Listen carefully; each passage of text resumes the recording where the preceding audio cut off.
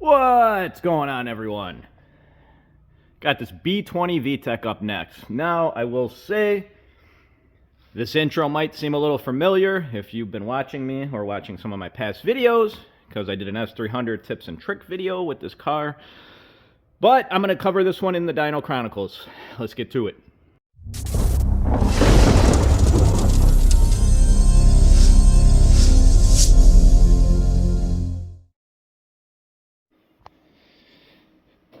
So let's get right into it. As I said in the intro, this is going to be Dyno Chronicles video. As I was saying in some of my past videos, what I'm trying to do is separate video. So, you know, if you like dyno videos, then you have this. If you're looking for, you know, helpful tuning tips, then you have the other tips and trick videos that I have. So I've already been looking over this setup. What I'm going to try to do, so it's not kind of repetitive, and yes, some stuff ultimately will be repetitive because, well, a dyno tune consists of doing the same thing in a sense. Me looking over the car, me making sure everything is good to go, and if I find anything wrong, like this ground, I'm going to point it out. So, as I was doing previously in my dyno ready videos, it's the same kind of concept, really just changed up the title. Didn't really like the dyno ready videos. I don't know. You got any suggestions? Let me hear them. I'm going to try to provide info, education, and a little bit of an entertainment value. So, as I was pointing out to this ground, a lot of guys have this ground at this location.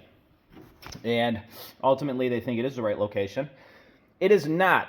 So, if you actually think about what this ground is doing and how it's grounding out, it's trying to ground the valve cover out to the head, but the gasket is in between. That would prevent that. It's supposed to go to the stud, and it actually grounds through the stud through the head itself. So little stuff like that I'm going to try to keep including in videos. We do have a dyno checklist, as I was saying in some of my old videos, and I will say, if you hear me sniffling a little bit more, got a little bit of a cold. A lot of people are sick right now. It is what it is. I'm going to keep powering through. Other stuff I already found on this car, you got a loose ground terminal. Never good. This can actually affect the tune if you're not getting the proper voltage. Power is pretty tight, so we're good to go on that one. The other things I see right off the bat, and you know, it is kind of common sense, but I still like to note it. He's got a short ram intake. If he's trying to make a little bit more power, cold air intake would be best. Got a little bit of a coolant leak, I see. Gonna keep an eye on that. Definitely got some oil on the trans dripping down, so don't know what's going on with that. Now, the other thing I will mention, as I was syncing up the distributor, so if you're not familiar with tuning at all, you need to sync the computer up with the distributor so the computer actually knows, or so, well, the engine is synced with the computer, that it's at a certain degree. So most people sync it up at 16 degrees. Now, this is fairly common with newer distributors, less expensive distributors, Amazon distributors, eBay, whatever you want to call it. When you go to sync up the distributor with a timing gun, it will never hit the 16-degree mark. This could be important in this video, so take a note of that. Other stuff I see, which, you know, it's just not ideal. You got some exposed wiring right there. My camera struggles to focus on that. You can see that right there. You got some other stuff too that I don't. You got a hard line going to the return line. It's not a pressurized line in a sense, but it does worry me that there's probably no lip right here. But yeah, so I'm gonna get into it. I'll be back here shortly. Okay, so I am inside the car, tune's all ready to go, and I'm going to start doing some partial throttle logs. What I will add is I did take the spark plugs out. I'm going to walk back out there. I'm going to show you guys those, and also talk about the ignition, spark plugs, and all that stuff, because I didn't mention that earlier. Okay, so here are the plugs. You can see they're fairly old looking. They're actually they're darker in person. They look more old in person. You can also see on some of them they do have a little bit of oil on the spark plug threads, which, if you're not familiar with that, normally it's not a good sign. If you got oil dripping down, then you could say valve cover, spark plug tube seals. If you got oil just on the threads, could possibly be oil that's coming from the combustion chamber area. These are also iridiums. I do not like iridium plugs. I know a lot of tuners do not. That's also why when people on the internet say, hey, what plug should I run? The answer should always be contact your tuner. That's what it should be. You know, you got a lot of people that are recommending spark plugs just going off other people's setups or what they hear. Talk to your tuner. What I'll also add as I hop up here is what I didn't mention before. Spark plug wires definitely are, I don't want to say old, but less expensive type. When I pulled the spark plugs out, the seal, like they don't even want to like sit in here. They just pop right out. You know, distributor cap and rotor, you can't really tell how old they are. You can see some dust on there. It's always recommended to replace and do the basic maintenance before a dyno tune. And if you keep on watching, you're going to understand why in a second. So I'm going to insert a partial throttle clip here where I'm just making sure my tune that I built for it is 100% before I get into wide open, and we'll go from there.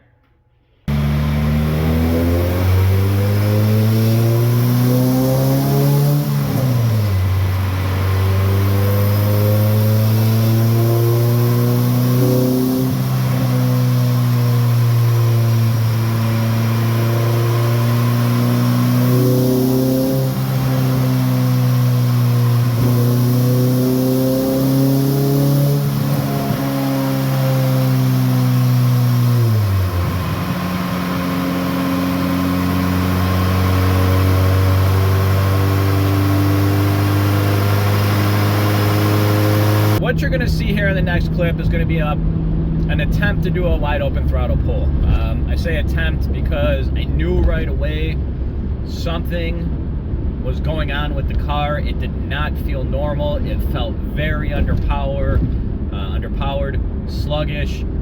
So ultimately I stopped the tune. You're going to get a clip after this one, well, after the wide open throttle pull, kind of explaining stuff. Now, as I did mention in the early part of this video, that if you watch till the end, you will see exactly what was wrong with the car, and then there is going to be a little bit of follow-up at the end as well, so keep on watching.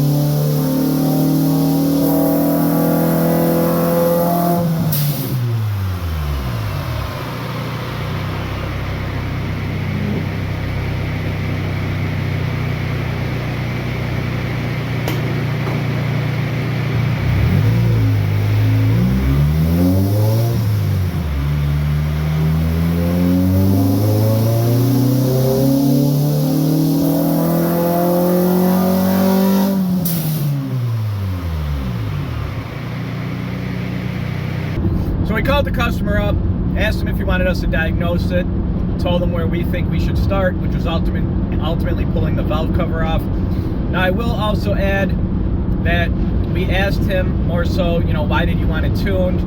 He did explain at one point he was running another computer, car felt super sluggish, and then he put another computer in there and he thought he needed a tune more so. Now what you're going to see here in this next clip was after a tech pulled the valve cover off, what we found. I'm going to insert it right now.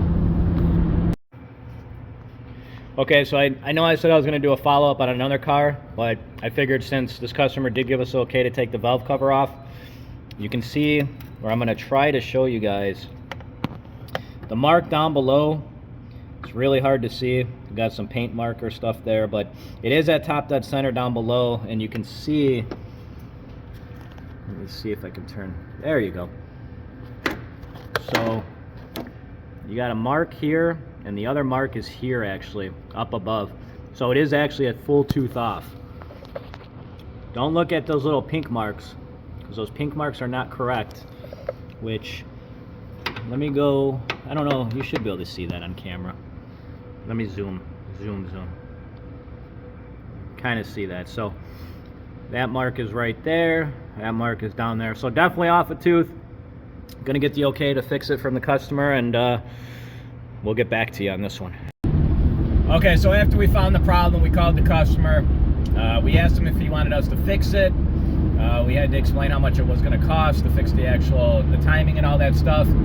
He got it done. Now, afterwards, he wanted to know if the car was still going to feel sluggish. What you have to take in consideration is the dyno tune was never finished. It couldn't have been finished. So we explained to him that we weren't ultimately going to test drive it and beat on the car to see how it felt, because at the end of the day, the tune still needed to be finished.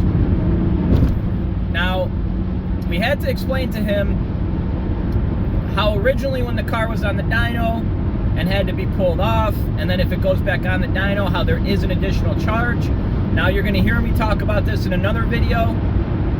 When you pay for a dyno tune, you're paying for a time slot window.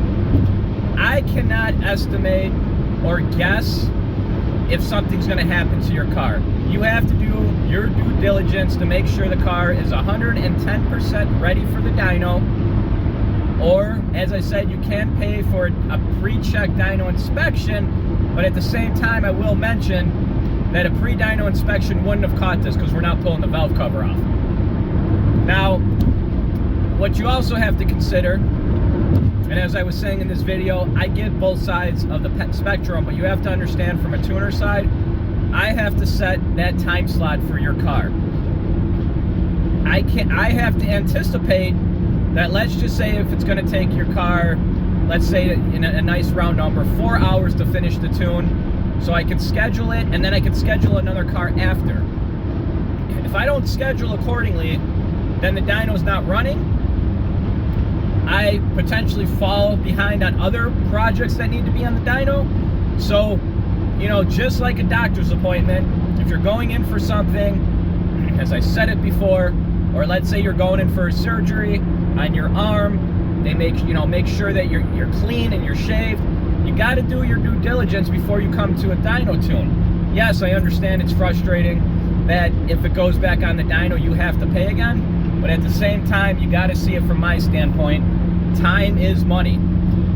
And I do my best to do a once-over on cars beforehand.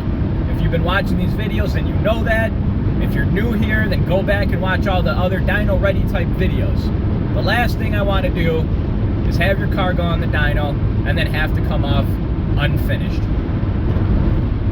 Think about it.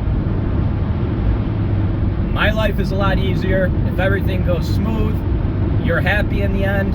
A happy customer is what I want. So thanks for watching. I'm going to keep them coming. Appreciate everybody. Comment down below. I didn't mention it at the beginning of the video. Please like and share. Helps the channel keep on growing. So I don't know if yeah, perfect. My camera did want to pick it up. I didn't know if it would want to focus. You can see the oil is overfilled. A good amount here too, so I'm gonna make note of that. And the one thing too I was gonna come back and say was he's on some old school RC 650 injectors. Now he is running a smaller turbo, but at the same time, looking at the dyno sheet he filled out, he's running a 14-pound spring. So I know I already expressed to him my concerns about the size of injectors. He said he wasn't worried. I also asked him if he did a boost leak test. He said the setup was not